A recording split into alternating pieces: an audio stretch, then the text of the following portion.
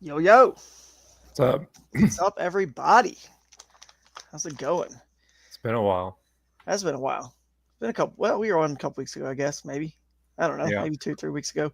Has been a while. Has been a while. But you guys hop on, jump in the comments. We're just going to catch up about Broodstock and try not to act as burnout as we probably are. It's just been a long year and a long season. Uh, I don't know about you, Jake, but everyone in the fishing industry this time of year, it gets like a little bit of fatigue. Like, you know what I mean? Like you get burnout, but then you finish up your last event, you take a little break, you start doing some working some new schedule and sponsorships and things like that, and you start to get a little excited again. Give us like a month or two, and we'll be excited. The next thing you know, over the winter, we're going over like all the new locations and kind of previewing some of that stuff and talking about it. So anyway, is that how you're feeling? That's how I'm feeling. Oh, I'm super burned out for a lot of reasons. Yeah. So, Well, we have 2 kids, wife, and dog. So that yeah, and it's it's always like I was looking at the schedule and like there's like all these Bass Nation championships happening around me. Missouri Bass Nation, Illinois Bass Nation. There's the Missouri River Championship, and I'm just like, that's too many championships in a lot September. going on, man. The fishing industry definitely is like fractured into so Have you many ever things these you ever thought days. about this? And it's weird because I don't think it affects up north because Pennsylvania is a much different thing. But I feel like in the Midwest, like down here by me, September is like the absolute worst month to hold a championship. The worst. Yeah, it's tough, man. It is. But now, good thing though for us, Yeah, we're further we north, so it's not yeah, as you are, and we are, and for us, just in general, we have the ability, I think, in September to when we finish in September, which is kind of our plan to kind of stick on this September ending. Which we're going to talk about that. I have a couple questions for you guys listening today, and maybe we'll ask a poll or something on our new Facebook group, which we'll get into. But I think it's nice to end in September because it does give us the option to what you just said: finish the season up north. If it gets too late in the year, people that back in the old days, I hope BOS did a TOC in November. Well, you were kind of stuck to the south at that point, so we can at least go, you know, September, early October, whenever we end. If we early September, late, you could go up north, great fishing up north all year until into October for sure. Until you risk getting a little too cold, maybe towards late October in some places. But yeah, I like it. I like where we're at with ending, so we can still enjoy some good weather and fall and football and everything, just without still doing tournaments. So yeah. I'm actually pretty excited to go up and fish that area in September because like I don't think it'll be like we won't be seeing a lot of like leaves changing, but you'll be like on the edge of fall. It's like where you can feel it a little yeah, bit. That's like my favorite time of year where it's like it's still warm, but you can feel it. crisp. It's like Yeah. it's coming. You can still wear shorts, you can still wait around because Mm-hmm. when it starts to get cold, like my desire to step into the water goes, you know. Yeah, yeah, So, I get you, man. I agree. Aaron's on here right now saying the oil region's slow pace and relaxed scenic fisheries will be a nice change of pace. It'll be a great way to end it. We are going to talk about some of the cool new announcements that we've posted some graphics about it. And then we'll get into that here. We got some good comments coming in. And Jake Cook's right. The cold fronts have kind of been hitting up here already. We've had some cold snaps. I mean, we've been keeping our windows open at night. It's kind of chilly in the morning, so it's perfect weather up here. The fish are starting to get in that here it's coming. Winter's coming kind of mood where they feed up heavy, so it's gonna be perfect. You give it a couple weeks, which we're about a couple weeks out now.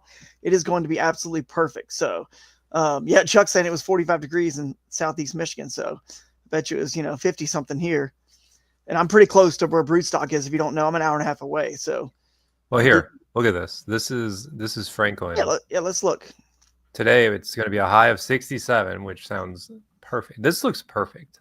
Like, Mm-hmm. but look at these lows. Yeah, that's crazy. The cold front's coming in. And I mean, it's gonna. obviously this is a ways out. I mean, Mm-hmm. but just kind of give you an idea of like what you're working with here. Let's see if they even go a month in advance.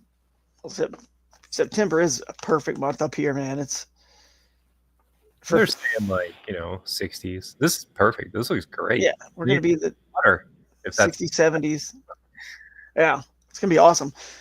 Well, why don't we get into a few of the big kind of announcements, I guess. But before we do that, we got to thank Raccoon Creek Outfitters up there in the top corner. Always, appreciate them supporting the live streams.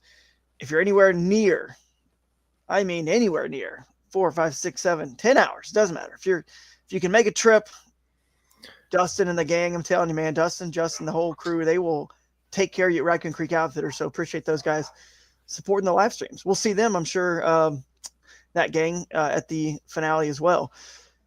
So let's get into some of the big announcements. I've got a graphic. I'll probably actually pull that graphic up real quick on the screen because it makes it a little easier for us here. So could pull this one up. There we go. So we decided to make this like, the big blowout that it is, right? You guys chime in if you like some of these changes and things that might end up, who knows, might end up going into next year a little bit as we continue to tweak KAS, but we're going to pay out the top 20%. Now, I haven't decided yet. Once I kind of figure out all the different prizes and things I have left over and sponsors. The cool thing, guys, if you don't know this, the sponsors, if you notice, we don't give away a lot of like prizes at each event. It's too hard to keep up with how many different companies need to send us this and that, and shipping it to my house, shipping it to the location, just too much. So we always say to the sponsors, let's just do mainly all the prizes at one event, the finale. That way it makes this bigger and better. So I don't know if the last 5% of that, 15, usually we pay out 15%. Maybe that last 5% is paid out in, a couple $100, $200-$300 in gift cards or something. You know what I mean? Something like that in products or what, maybe a little bit of cash and gift cards. We'll see, but we're going to pay out further down using the extra prizes and cash we do pitch in on this event in some way. So that'd be exciting because, the industry norm used to kind of be 10%, right? It still is for a lot of tournaments. You pay out 10%, but 20%, it's a lot easier to get that 20%, than 10%. So that'll be exciting. So, and then we also are going to have the free food all week. That's pretty exciting. So that means obviously not the Wednesday welcome dinner. That's just kind of on our own. That's a little like laid back casual thing we're doing. But at the opening ceremonies, it's literally free food. And I'm pretty sure we're going to be able to cover, if you got, some family there, we're going to be able to cover that too. So first, let's let the anglers get the food first and figure out, but at the opening ceremonies, we will have food truck there, and that will be covered by us, the food truck food. And we'll let you guys know as you start to continue to register for the event. You'll get emails. So if it's a ticket you hand out and you get, gets you 10 or 15 bucks at the food truck, we'll see that. We'll figure that out when we get there with our tourism partners who've been awesome. The oil, Region Alliance have been amazing. So appreciate them for helping us out to make this possible for the free food, guys. So that's going to be drinks there. There's going to be music by Acoustic Earl. And for the flyer here, we just put Abby Abandanza because you guys know him. Obviously one of the top anglers, but also, country music artist. I would say former, but he still plays. He still currently, tours. But he used to be more with his band. And they had some, this, Jake, right? They had some hits hit the Billboard charts, like top 20 or something. It was pretty good stuff. So really? Yeah, I didn't know that. You didn't know this? Yeah, you could look it up. They did. So I'm sure somebody on here will know. If Ryan Van Tyne's on here, he would know. I don't know if he's on live with us. But speaking of Ryan, did you guys see the fish he caught inbounds? No, I didn't see this. Here, I'll show it. We'll have to pull that image back up. Yeah, we'll pull the image back up. We definitely want to see big fish. Oh wow, yeah, 19-incher. Yeah, that's awesome. That is a fat. That is a fat one. Smallmouth. Yeah, they're going to be feeding up here and even getting fatter. So this is perfect. I need to know what he caught it on. Yeah, he's holding back on us. That's on the smaller games bragging board. That's beautiful. Cool. That's a very beautiful smallmouth, though. That is great photo. I don't know who took that. That's perfect. Yeah, you can. It's Ryan. Ryan Dahl took that photo. You can tell. Ryan Dahl. In true Ryan Dahl style, they got that down to a science. Yeah, it does. Maybe we'll see Ryan Dahl at this event. Who knows? He's up there fishing with him pre-fishing. He hasn't fished one yet. So Ryan Dahl, we're calling you out. But let's get that back up there. Let's see. So the live music will be at opening ceremonies, and then the next day, you guys, we're gonna get up and do the Bash U Brunch seminars. We've got for sure Jeff Little coming. I may do one. I haven't done one in a while, but you know what we should do actually, Jake, while we're on here live, we should call him out. I wonder if John Dalton would do one on the micro bagging and or a little bit of YouTube, like tips and tricks, since this is all about filming, you know, presented by GoPro. For all the anglers, there's nobody better out there than John. Like he's just himself. And I think it's probably one of the main things he would stress.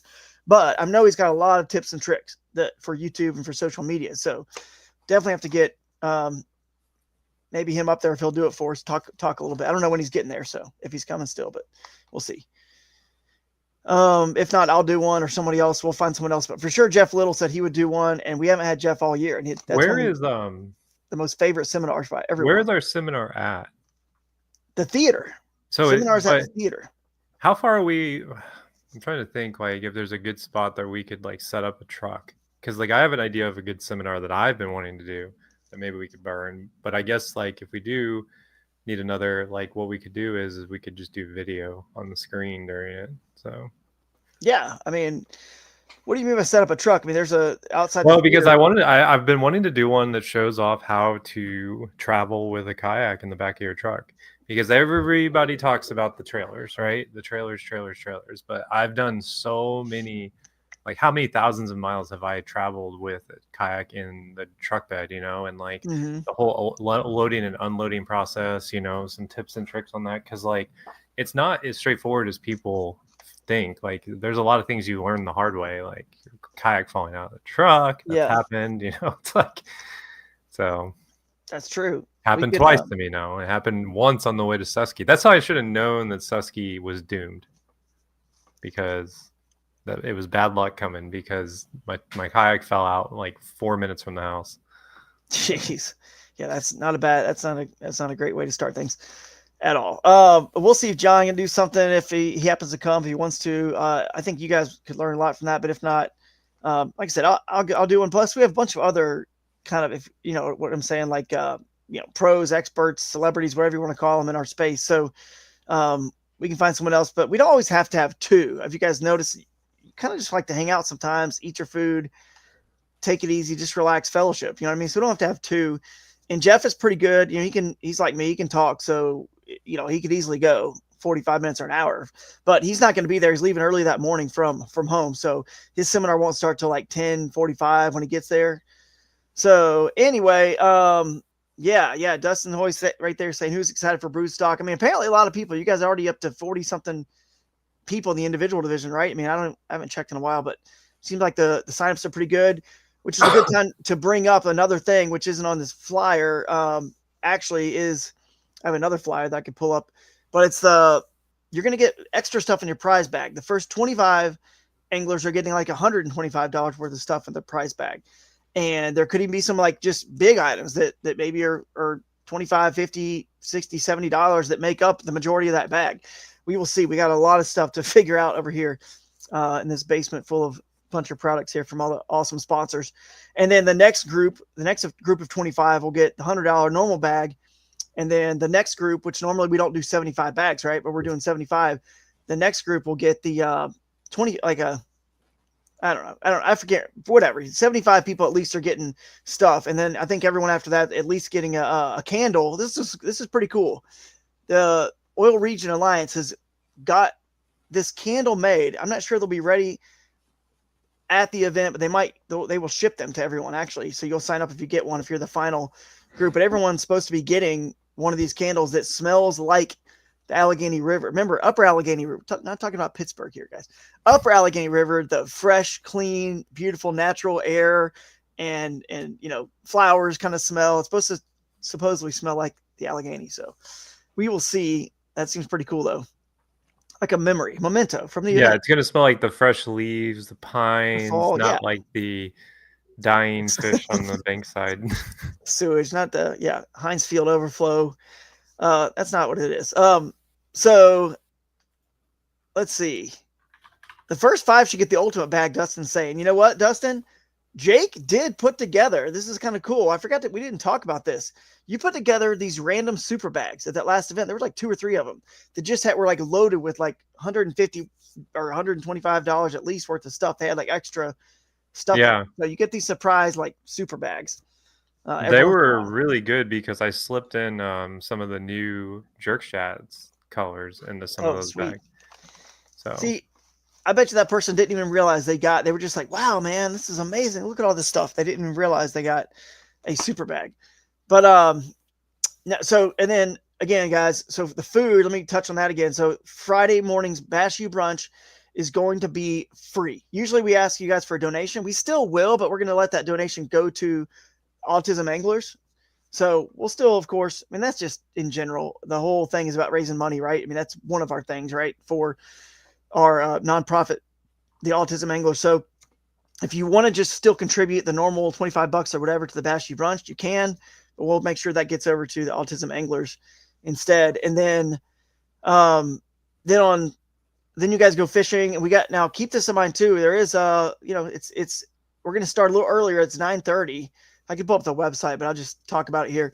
9:30 is the Bash U brunch start. So then we're going to try to get you guys out of there by like 11:30 at the latest, because 2:00 is your start time. So 11. So if Jeff starts at 10:45, he gets there late. So 11:30, 11:45 at the latest. We'll get you guys out of there, because that gives you, I mean, I think plenty of time, right, Jake? I mean, even if you got to set a shuttle or whatever, if you have, make sure you come to the Bash U brunch with your kayak and everything ready to just roll. Just leave from there to the water. And if you got 2 hours, I mean, farthest away you could possibly be fishing is about an hour, right? So I think you have plenty of time to get to your spot and get in the water at 1:45, which is the first launch time, right? So 2:00, and let you guys go. I'll pull up the website and see, but I think it's I just want to make sure I'm saying this all right in case somebody pulls this up later and is like, hey, I thought you said something different on the live. But the lines out time is 7, because again, we don't want you, I know it doesn't get dark till a little bit later, but we don't want you guys to be out there too late. So 2 to 7 still gives you a good 5 hours. we got to be careful about that as we get later in the year, because being on the river past dark is not it. Yeah, it's a little cold. So anyway, fish upload deadline will still be 8:30. I'll always give you guys an hour and a half, and then the next day when you guys fish, you get on the water that next morning. Of course, it's I'll look here and tell you, it's right now, it says 6:30 launch and lines in at 6:45. Come back at 3 as always. But when you come back, because we're talking about this free food, when you guys come back, we are going to have the same place we did the Bash U brunch on Friday in the theater. But there's like a separate, when you first walk into this theater on the right, there's a mini theater, a smaller theater that we will hold the Bash U brunch in. That will be turned into a VIP room. And anyone fishing the event is a VIP for this event. So there's going to be food and cold drinks. So do not eat anything. Well, I'm not saying don't eat anything, but try to just save your appetite for the free food in the VIP room with the cold drinks and food when you return back to the theater. And then just hang out, have fun, wait around until the award starts at 6. It'll be a little bit longer awards because it's a finale. It's probably going to take us, got a lot to award, an hour and 15, hour and a half. Who knows? We're going to try to do it an hour and 15. We try to keep it to an hour, and then hour and 15 maybe for the finale. So when it's over, we're going to still provide more free food at Trails to Ales, the brewery restaurant right there around the corner, a couple blocks, just maybe a block actually, just right around the corner.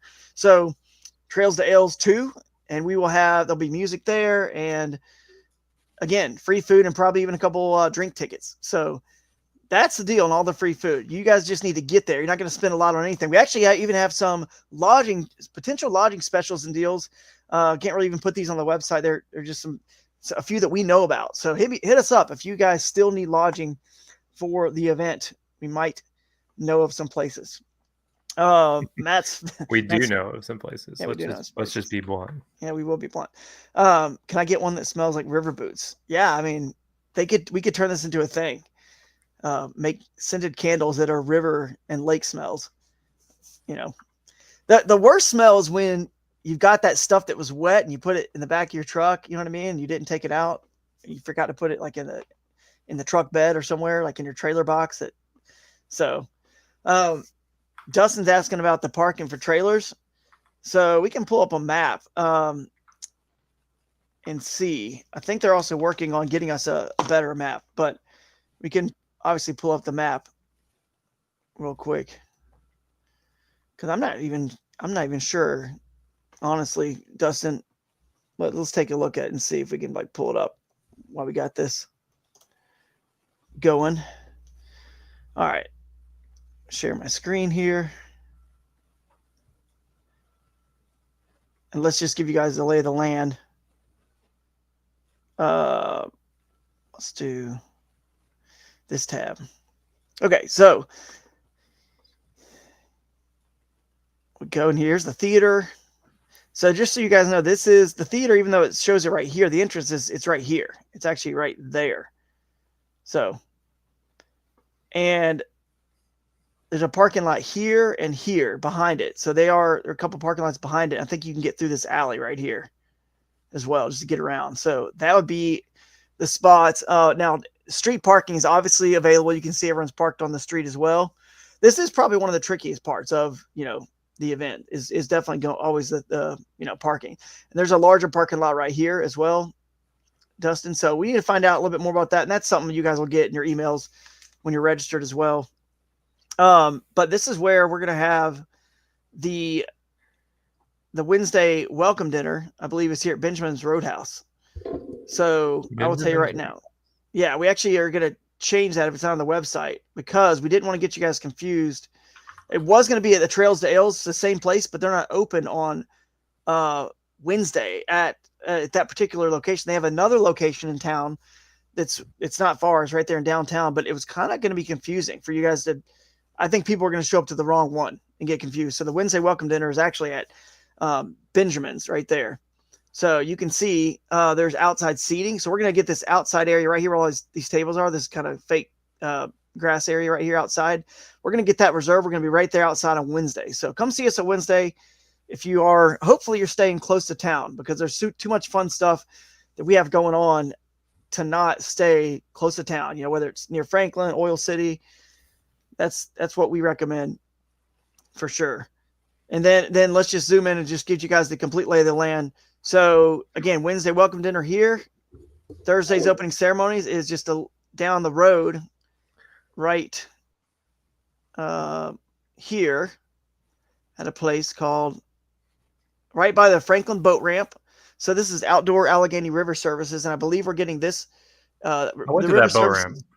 Yes, the boat ramp is there's some parking there a little bit. So if you're right there, that's fine. But there's also the parking we're trying to get for sure. It sounds like we're going to be able to use this parking lot here.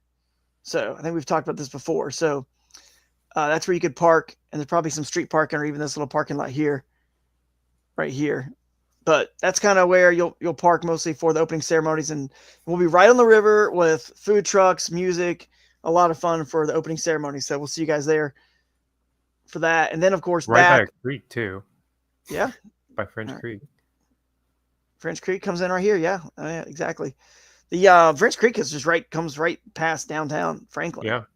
So and then back again on Friday here at the theater, like I said, this in the small theater right there, and Saturday back at the theater as well. Now I believe that Bandstand Park right here, for those who care, who have families and kids coming to this thing, they're gonna have a pet fest right here. It's a pet sort of like festival. So that's pretty exciting to have right there, and it ends kind of by the time you guys are getting back 3 o'clock, I think maybe. So then in Fountain Park here, they're gonna have inflatables for the kids, and inflatable rock wall, things like that. It's just for the whole community, but they're kind of bringing it in for us as well. So if you are bringing the family, they're going to have a lot of fun stuff to do on Saturday if you're out fishing. So keep that in mind as well. Let's just stop sharing this. We'll go back. Any other questions?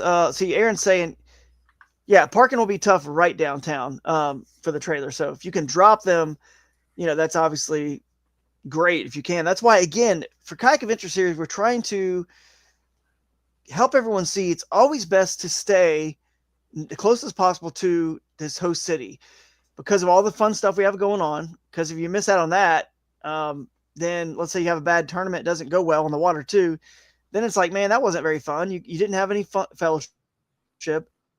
You didn't have a great experience on the water just because things didn't work out or whatever.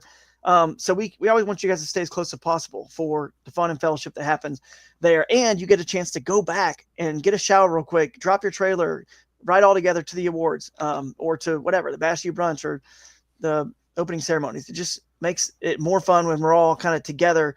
And if you live far away, how do you know really where you want to fish? You don't. So if you you stay closest to the center of the radius, then you can have a chance to fish any side of that quote unquote radius, that circle basically that's an hour away from our host city. So always recommend and stress how important it is to pick a good spot to stay. So again, if you need a spot, hit us up. We know a few places. But yeah, that's what's going on with that. Let's see. Elvis was saying Susky's the first time he actually made it to the awards on time. So yeah, I mean, it's tough. Fish far away, or maybe you're 30 minutes away from even getting out at 3:00, so it is tough, but 3 hours is usually everyone can make it in 3 hours. So it's pretty decent amount of time there, but yeah, so moving on, that's kind of it. We're going to announce the 2026 schedule, so that'll be exciting. You guys can get pumped up about that. We're going to make a few major sponsor announcements for next year as well, things that we've already kind of got some deals done and signed we're pretty excited about, and some of those products might even appear in some of your hands at this event. So I cannot wait to share with you guys some of the stuff we have and we can share. But as far as just KS in general, man, I think you guys are loving it. We're going to keep rocking and rolling, keep doing it, keep tweaking the formats slightly here and there as you guys see fit. So please this is where that Facebook group comes into play.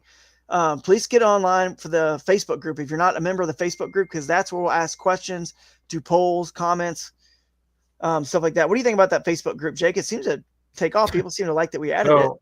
When we first started this, we were talking about making, we obviously had the Facebook page, and I was like, well, we should make a Discord. It's like new and upcoming. Everybody's doing Discord. Well, it turns out that 90% of kayak anglers still want to use Facebook groups. So we made it, and it's been a hit. Yep. No, I think people are going to enjoy that group and have a chance to just give some feedback and share their photos, videos, and then also, of course, just connect with other anglers they might want to find lodging with or might fish with as a team. There's the group right there. Yep, there's the link to the group. Alex is saying we're literally a week away from where the fishing gets insane up there. So he's got 99 and a quarter, he said. So I'm telling you, it's possible. 100 is possible. People have been saying that. It's definitely possible at this event. It goes it's a little bit underrated, this side of the state, just because the Susky it sucks up so much of the attention, right, in Pennsylvania. But yeah, we're excited. I'm going to be curious to see, because I feel like everyone's thinking lake, but the river, if it turns on, can really pump out some big smallmouth. So if they're feeding, I would be very wary of people on the river. No joke. Yeah, it's gonna be especially with more time. We have it's not just one day. You've got just basically a day and a half. Yeah.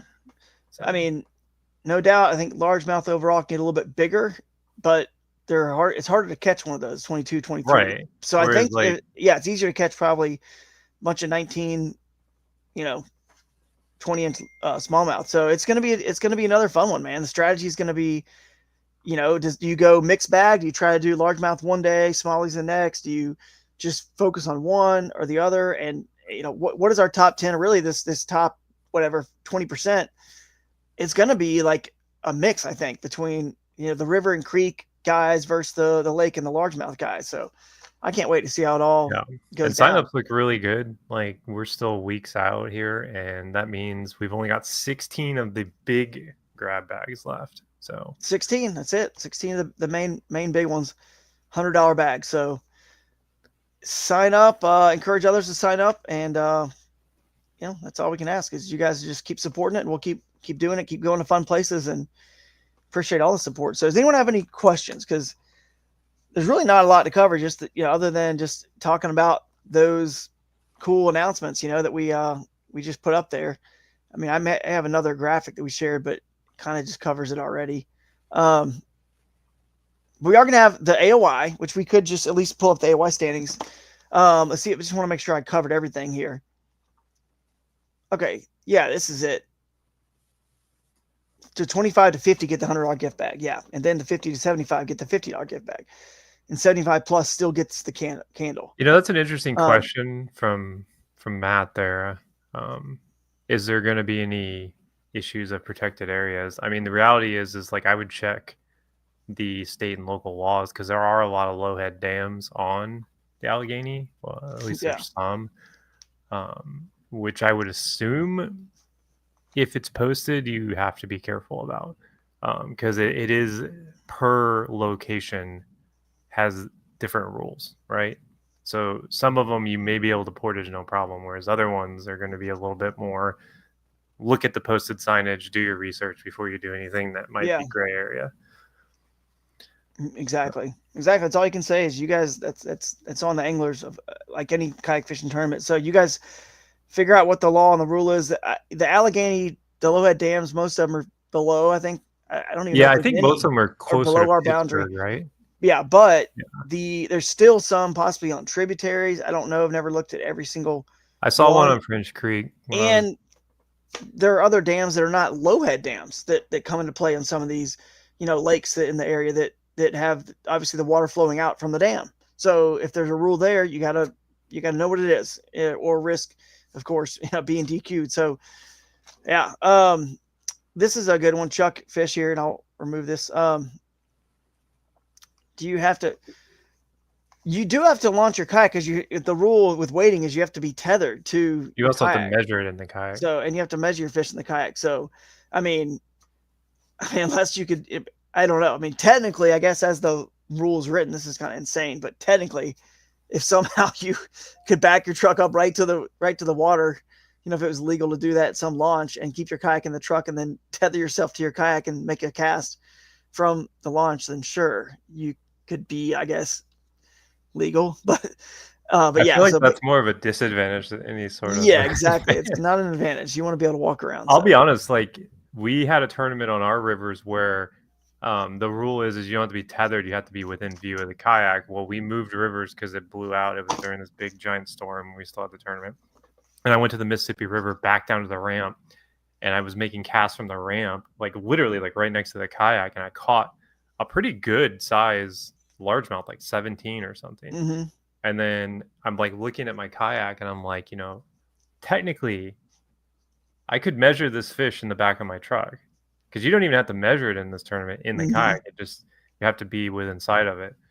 And I thought about it, but I was like, I just feel like it would be just too much gray area because it's against the spirit of, Yeah, it just didn't feel right. And then, of course, the next cast I caught like a 16-inch smallmouth. So it's like, Of course, yeah. Alex is mentioning to us again. Appreciate it, Alex. You're local, so appreciate all the insight you've got here for us. A lot of the lakes have wildlife refuge areas where you can't enter. It's clearly marked when you get close to them. So again, that's when you guys and that one. What's it called with a T? What's it called? One of those with a T has like a big wildlife refuge on it. Tamarack, isn't that one in play? I can't remember, Tamarack. but that's the one. I don't know who all is still on with us live, but but I'm just curious on feedback on, when you have these main summer events, like the last two we did, I think, what was it? The one in Minnesota, which is further north too, where it stays light even longer, and Susquehanna. I mean, did you guys like getting to fish all the way till 8 p.m. where it's like really like pushing the limits of the sunset and getting that last low bite? But the downside was you were crunched super tight for that turnaround the next morning. You know what I mean? Would it be better to always end it, like no later than like, let's say 7:30?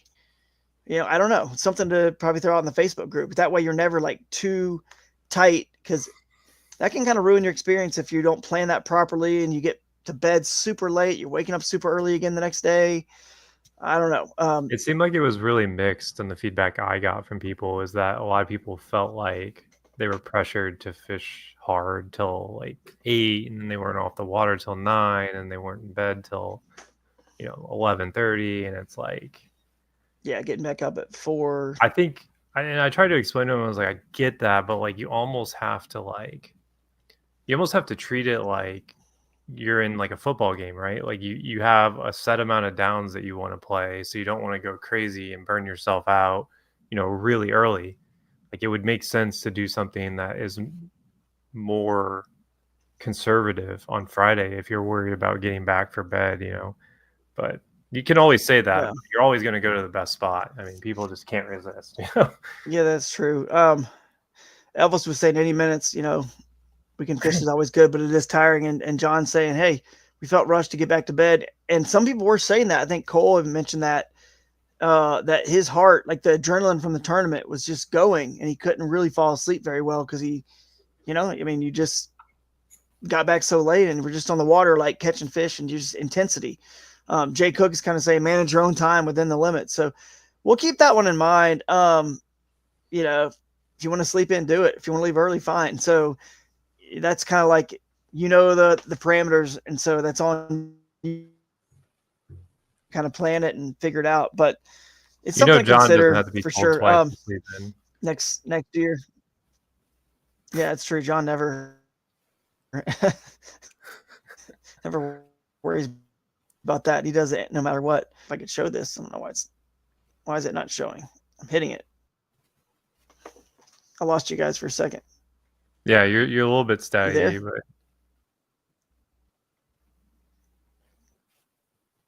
should I switch? Why don't you leave and come back out? I can filibuster till then. Let me try switching.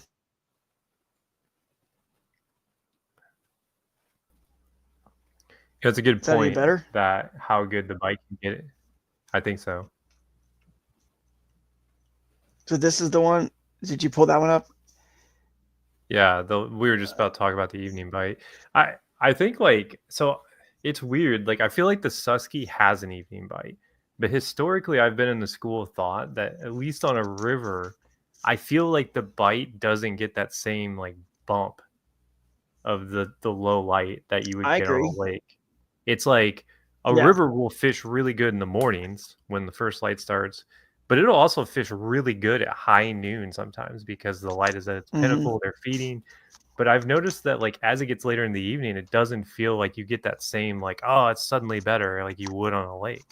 I don't know why that is. That's just something I think maybe it's just like differences between lake and river fish. But the Susky was like the one exception to the rule where I feel like it does have a really good evening bite. So it's like, kind of situational, but it is. I've been out there sometimes in the evening where it just feels like nothing even lives in that river. And I'm like, what's going on? Like, that's how I felt that whole last trip. Yeah, I know, right? Well, let me ask you guys this then. If you did go until the, let's say 30 minutes before sunset or close, you know what I mean? Like in the evening where you got pretty low light, what about starting later where you don't get the first light the next morning? Is that an option too? Because then you still get a little bit of time. Like instead of this event here, we're starting at what, 6:30 or 6:45 is what we said. Let me see what it says. 6:45 is lines in. So what if it was 7 or 7:15? You know what I mean? And you fish till, till basically we'll kind of do it like 30 minutes before sunset every time. We'll find out the sunset time and then back up 30 minutes, and that'd be the end time, right, for Friday. And then for Saturday morning, right now, what I do is give you guys 30 minutes before sunrise is the launch time. 15 minutes happens, and then you're well within safe lights. You don't even need navigation lights if you're on it's not dark then. So you got 15 minutes until sunrise. But what if it was like right at sunrise or even like a little bit after? Is that like you'd rather just deal with you know what I mean? Like being a little bit more tired because it's only saving you 30 minutes of sleep, basically, right? So what's funny is if I had my way, we would launch every single tournament with the exception of dead summer at 7 a.m. I'm not a morning. I don't know how to explain it. Like I feel like the morning bite is so fleeting sometimes that it's like a carrot on a stick. If you can get it, it's great, but like it's such a short window that I hate banking on the morning bite. It's literally like 30 minutes sometimes, if that.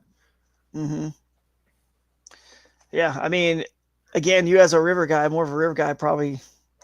I don't know if the lake guys would be like, "Hey, hey, hey, hold up," because that I is mean, kind don't of get me accurate. wrong. I have fished a lot of lakes and caught a lot of fish on lakes. Like I have a lot of experience on lakes, and like I feel the same way. It's like you get a 30-minute window where it's like lights out, but like by the time you unhook the treble hooks and get them in there, it's like you almost can't do a kayak tournament fast enough in the morning bite sometimes. Like, Yeah. but sometimes it's crazy because I remember at Gunnersville, I had my limit before it was light outside.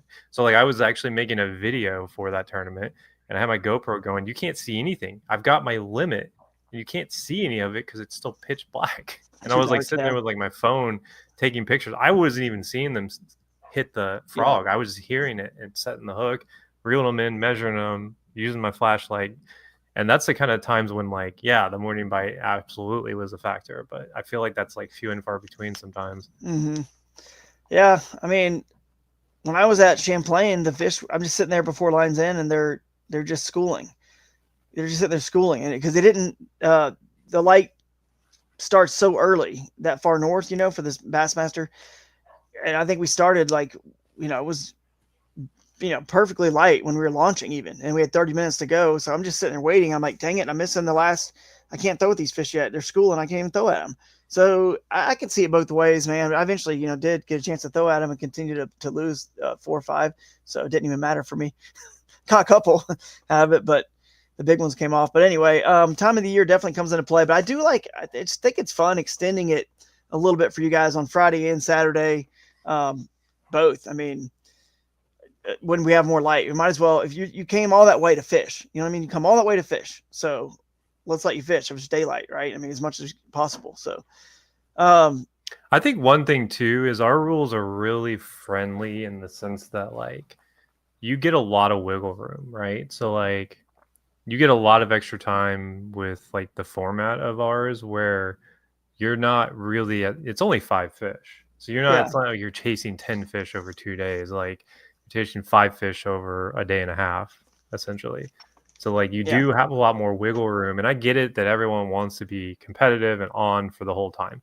I'm not gonna lie, I would probably be on the whole time. But at the same time, you do have a lot of wiggle room where like you don't necessarily have to min max, you know what I mean? Like there is some leeway where you don't necessarily have to be on the water on time yeah, or like stay the full time, there's some wiggle room there. yeah. I mean, because the mental I aspect, you agree. can get worn out really easy if you push yourself too hard on Friday and then you got to turn around and fish Yeah, Saturday morning. you So can for sure, man. I'm pumped up about the last thing I was going to try to talk about. Well, two things actually. Elvis is still on here and he's got kids, so it's tough, man. I do want to continue to get the high school division a little bit bigger and stronger, and reach out to high school clubs a little bit more and get just more youth involved in the events. Having said that, sometimes our tourism departments and schedules and time of year and things, it doesn't always line up the best, unless you're a local high school angler, right? Because I mean, if we have events that end up, if we only have like a couple in the summer, that's kind of a bummer. If we can cram more in the summer, that's obviously better for the high school anglers that, they can travel. They're all out of school. They can travel further distances, but some of them may not, line up perfectly where it's like, okay, they start, man, just after school started or, whatever. Like, so it just kind of is what it is, can be what it is on that. But we'll always try to do as much as we can in the summer to get more high school students involved. And then of course, the local high school students, say you live local 2 3 4 hours away, right? Those hopefully are the ones that are coming to that event when it's an in school sort of event, if that makes sense. So but anyway, I just want to say that to Elvis, anyone with the kids, we are trying always to do that, but it's not as easy as possible because we're also dancing around a Bassmaster kayak series schedule and other national trail schedules and things. We're trying to like juggle it to the best weekends because we don't want to do it right on top of them. We don't want to do it the week after them. That's typically not going to work either, or before, unless we're literally going somewhere right next to where they are, right, and people are already there, which that could be foreshadowing on for one event next year, but you get what I'm saying. I mean, we'll do the best we can to get as many kids involved as possible and do as many events in the summer as possible, but it just doesn't always work out. But and I do want to say to Elvis and who's asked about this, I think next year we'll do a like a high school angler of the year, so for that division. That way, we've got a trophy, and heck, we might even have we'll see. Finn Man might even have something we can give away this year and kind of do a quasi awarding of that event. We can kind of go back and tally or something and award something out. But always trying to get more youth involved. The last thing was the angler of the year. I wanted to bring that up because that is what we're gonna. That's the big prize, man. For next year, you guys that missed out on this year, didn't understand or didn't know, or you just new to KS. Angler of the year, it gets a big grand prize. I always find something really big. Usually last year it was about a $10,000 grand prize, I think. And then this year was the same thing. So this is our current standings. Adam Coleman, Jordan Westerman, Elvis Lee, Eric Tracy, Tyler Bean, Russ Snyders, Brian Slayton, Ryan Parker, Colin Lampkin, Nate Hall, and Cole Lawrence right out the top 11. I don't know why our spreadsheet happens to show the top 11 before we hit the number 2, but number 2's there, and Jared and Weicker. You can see Isaacs. There's a bunch of big names right there too, close by. So, yeah, these are the guys who are kind of in the hunt right here. So we will award that $10,000 prize, that kayak trailer, a few other things to the winner. But I want to remind you guys that for our AOI for the individual, which is going to be the NACWA Angler of the Year, and then the team of the year here, we actually award stuff down to third place. So it's not like, if you don't get AOI, you miss out and you just get nothing. And the winner of the AOI gets $10,000 worth of stuff and you get nothing. We still like to honor second place. I know that's not the norm, and a lot of events don't do that, but or series, but we want to do some stuff. So I will have a prize package for second and third in both team. Yeah, we gave out quite a bit of stuff last year. In fact, we went kind of nuts last year. Yeah. Oh yeah, for sure. And I'm pretty sure everybody at any given point got something. So I think so. We'll have a few more raffle items, again, raising more money for autism. And we're going to have the team of the year race. I think like Adam's got a nice little lead, but it's the way our format's done. It's still anybody's ball game in that top, I'd say 7 or 8. I mean, anybody's ball game, but the way it works, again, if you don't know this, just for simple math, you can go on our rules and figure this out for yourself. But we actually do a cool format where just for simple math, if the winner gets 100 inches at each event, right? Or it doesn't matter what the winner gets. It doesn't matter what they get 100 points. The winner's always going to have 100 points. And then all you do is take your score and divide it by the winner's score. So if you had 90 inches and the winner has 100 inches, you get 90 points. You see what I'm saying? Obviously, it gets into decimal points. If you had 91 and a quarter and they had 98 inches, just divide that. And that's how many points you have. And that's why you see these decimal point numbers here. But it lets you really get whatever you deserve and what you earn based on the leader, the winner, I should say, who sets the bar. Like no one could have done better than that. So that's always 100% for every event. So, and then we take your top 2 regular season events, which is why you see where I'm holding this cursor. It says your top 2 regular season events, add it to your, add it to your Broodstock score. And that equals your final 3 event score. So if we have 6 events next year, which we're doing 6, we're not going to do the extra 7th. That was a lot on us. But and I only did extra because we had the classic was right there in Texas and I was already out there. Plus this finale was close to home for me, but 6 events. So all you got to do is come to 2 of the regular season 5. If you do 3, that just gives you a mulligan, and then come to that Broodstock and add that to your score. So it'll be fun to watch that team. The team's going to be a little closer. No matter how it shakes out, I think this team is going to be just has a little bit more action to watch potentially. Yeah, I mean, it looks like there's a bigger gap than there really is on the team because like you'll see some moving and shaking. So yeah, for sure. Yeah, that modern buggy is definitely cool, for sure. So we'll see who takes that home. And it'd be interesting to see. I don't know if Jordan Westerman's showing up. He's in 2nd place, man. I don't know if he's coming or not. He hasn't signed up. He is, from what I think. I think everyone else is. He's booked vacation. So. Yeah. See, Yeah, this is Austin's excited about next year's Broodstock. That's gonna be a lot of fun. Hour and a half away from them, so definitely gonna be cool. A lot of good water there. We're excited about next year's schedule already. But yeah, I mean, any other questions you guys in the comments you guys have for us, throw it our way. We'll answer it now, but if not, go get signed up. That's what's most important. Just get signed up. It continues the It'd be momentum. awesome to hit 50 this week. If we It could would hit be 50 it'd be this great. week, so if you're coming, you might as well just sign up, get it over with. We'll have our 50 of the first gift bags ready to go.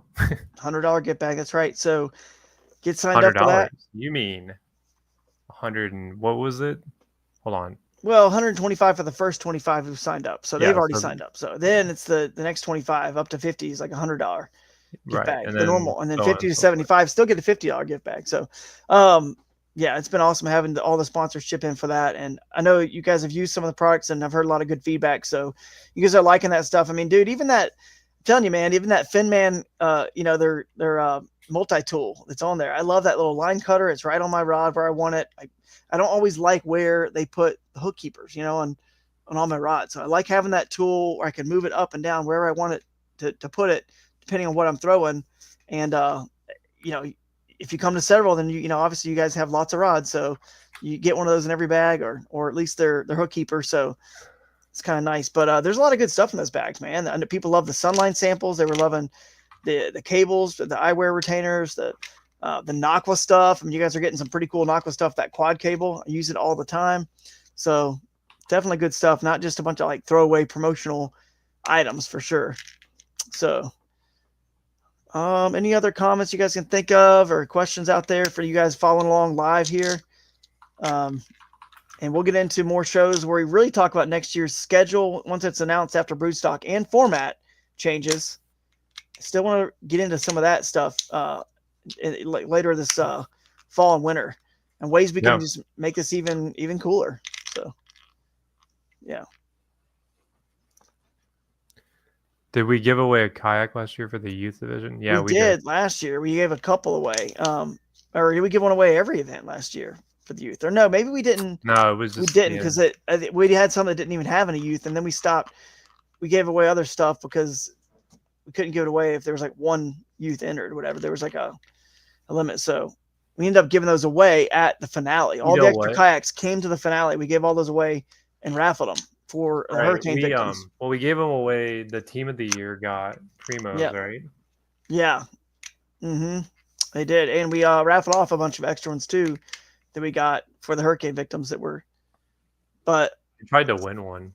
Yeah. I mean, I'd love to give away a kayak for the high school division. It's just the problem is if you just don't have enough high school students attending, then it just doesn't, the math just doesn't work. Big problem the sponsors are like, The big problem with giving away too many kayaks is that it's very difficult for us to get them there, for one, and for two, getting them away from there, getting them there every single event so people can see them. It's just a lot of logistics. Like, it's hard enough doing the one raffle kayak. And then, we already have to take that one back. Yeah, there is a lot of logistics that are tricky. For anybody's driving out to central Pennsylvania, let us know. Oh, actually, speaking of this, people driving, you got a good number of people on here live. If anyone's going on I-85 through Greenville, we need you to contact us for a special mission and a special, not prize. Prize, reward, whatever, for possibly doing this mission, helping us out with this mission. So hit me up if you're going through I-85 on Greenville. It will be worth your time. Trust me. If you like getting paid in jackhammers and stuff like that, then it's not even that hard. So we got a special mission for you guys. If you're coming up I-85 from Georgia up to basically hit 77 in Charlotte and head north. So if you're coming there, hit us up. If you need lodging, again, we have a few special deals. And then what's the, get in the Facebook group, guys, get signed up in there. Join that. We've already talked about that. You link to it. And then probably one other thing. Two people signed up for Broodstock while we were in here. Tyler and John Dalton. John Dalton did. Yeah, I did see that. So it's going to be fun. Let's just get this one big. Let's get it up to, let's get 100 plus people here. I know there's a ton of groups. You got the joint event with the Keystone Bass Series, Kayak Bass Series. You got the PA Bass Nation, kayak series, and kayak anglers. All 3 clubs that are local here, they're kind of supporting the event, which by either holding a joint event or not holding an event during, this one. So, I mean, they get good turnouts. The kayak anglers of Northeast Ohio just had an event on Mosquito Lake, which is close to the border. And I think they had over 50, 60 people show up, and that was just last weekend. And our Angler of the Year leader, I guess I'd say, Adam Coleman, won. And then one of our other guys who won the team AOY last year, Steve Baker, is the guy who won their AOY. He did win their AOY this year. I actually am very jealous that you guys have that chapter, because a paddle only trail is pretty awesome. It is pretty cool. Hey, kayak anglers could branch out to Missouri, man, to your area. You never know. Just hit them up. They had chapters were growing Northeast Ohio. They got 3 or 4 in Pennsylvania. They had one in New York. I don't know if that one's still going on, but it's a cool concept. I mean, human powered, purpose driven is their logo or slogan, and it definitely helps to become a good paddler, and just it makes it simple. Just kayak fishing to its core, right? Just super simple, and just easy for people to get into it. Because you feel use a Hobie during that. You can, you can use Hobie. You can. So still human powered. It's human powered. Yeah, well, human powered. So anyway, I guess that's about it. If you guys have any questions, just hit us up. You know where we're at. All the information is on the webpage for that event. You know what? Shout out to Dustin Hoy. He registered for this event on December 22nd or something of 2024 for Broodstock II. So yeah. Shout out to Dustin. He's always right on it with those signups. So Elvis is saying they have a Bronzeback Classic that's human powered. So that's cool. Oh yeah, I was thinking about isn't that in September? 2 weeks. Yeah, 2 weeks after Broodstock. So yeah, get up there.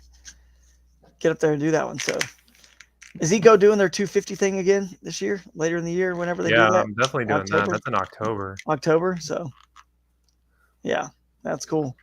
That's always a fun one to keep up with and watch as well. So yeah, we're gonna be focused on 2026, and that's what I'll be doing after Broodstock. After I take a week or two just to do nothing but lay around probably and try to recover. So Kim is on. Hey, Kim from the oil region. It's awesome to see her on. And again, we shouted you guys out earlier, and thank you again for all that you're doing for us and the anglers and making it possible for all the free food and all the festivities. It's just unbelievable. This is what a Broodstock should be, which we actually didn't mention. Broodmaster will be crowned, because we always title the winner of Broodstock the Broodmaster. So somebody will be the second ever Broodmaster. So that'll be pretty cool to see who takes Broodmaster, and that's our fictional character. Really, it's just kind of silly, but it's the guy who, well, it was like a Chuck Norris thing. You know what I mean? The Chuck Norris quotes basically, but basically Broodmaster. Who came up with that idea? What an idiot! Yeah. Yeah. We should come up with some new ones for Broodmaster for the next podcast. New ones that he does, things that he can do that just no one else could do, just because he's that good. So I thought of a good one, but it's probably too soon to make the joke. So I'll save it for later next year. Yeah, sounds good. Well, thanks for tuning in, guys, and it's been a great season. Can't wait to just end it with a big bang. Appreciate you, Andrea, showing up there. I actually got something to talk to you about sometime, so I'll hit you up. But all right, guys, love everybody here. Love the community we're building, and we'll keep it going. And yeah, see you later. See you, Jake. Have a good one.